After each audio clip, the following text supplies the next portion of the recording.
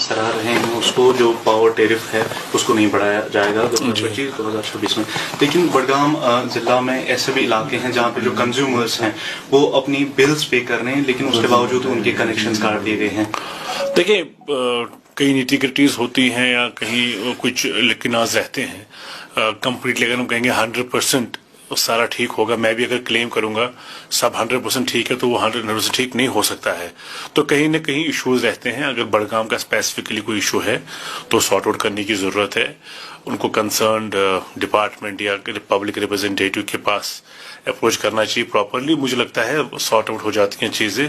अल्हम्दुलिल्लाह आज मुझे लगता है थोड़ा बेहतर है सिलसिला बिजली को लेके, अभी बिजली बेटर है।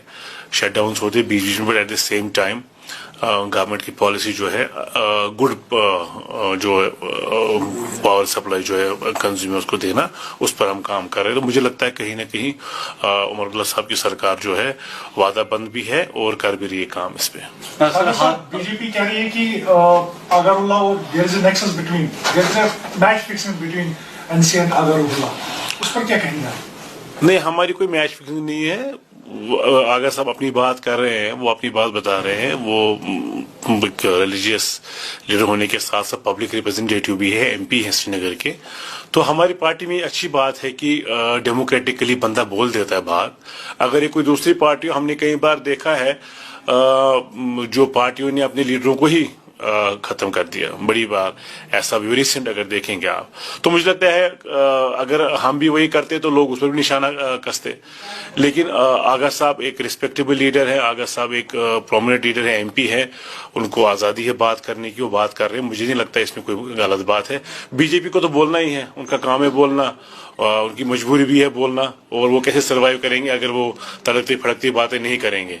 मुझे लगता है रूहुल्लाह साहब भी बात कर रहे हैं। अल्टीमेटली कलेक्टिव ये जो है गोल जो हमारा है, वो चाहे वो स्टूडेंट्स को लेके हो, चाहे वो पब्लिक वेलफेयर को लेके हो, वो उमर साहब का हो, रूहुल्लाह साहब का हो, तो गोल एक ही है, पब्लिक वेलफेयर है। सर, मीरवाइज के स्टेटमेंट को आप कैसे देखते हैं जो कल उन्होंने शायद किया था?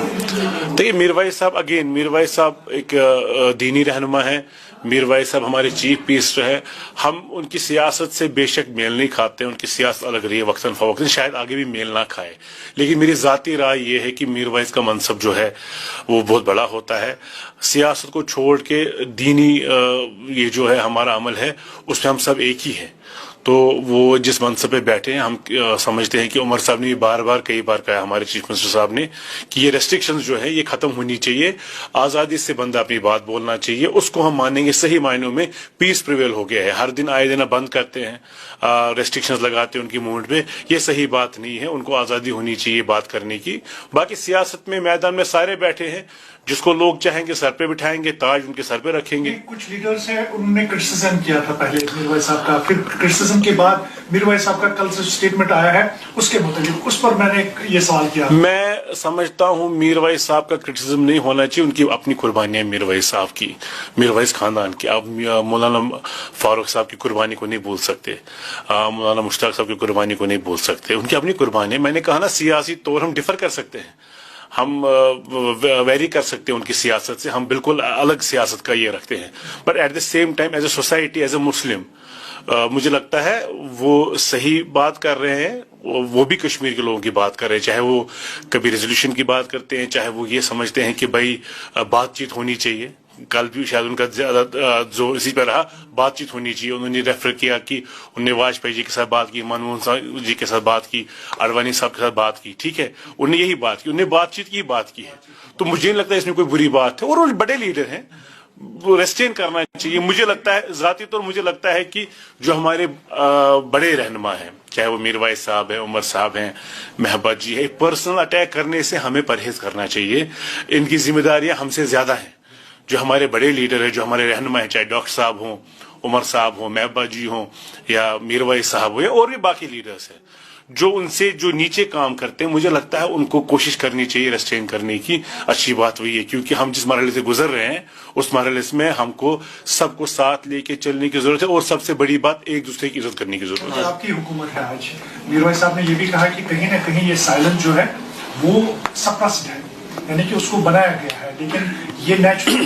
देखिए 19 के बाद आपको लगता है कि उन्होंने इशारा दिया है कि ये कभी भी ये रब्त हो सकता है? देखिए, मैंने कहा ना, मे बी हम मीर वैस साहब से कंप्लीटली एग्री नहीं करते हैं उनकी पॉलिटिक्स से, उनके बयानबाजी से, बट उनका अपना स्टैंडिंग है कश्मीर में, उनके अपने फॉलोवर्स हैं, उनके अपने एडमायरर्स हैं, ठीक है, चाहे वो कम तादाद में ज्यादा तादाद में, वो वक्त फैसला करेगा, वो भी मे बी कभी वक्त फैसला करेगा, वो भी जोर आजमाना चाहेंगे।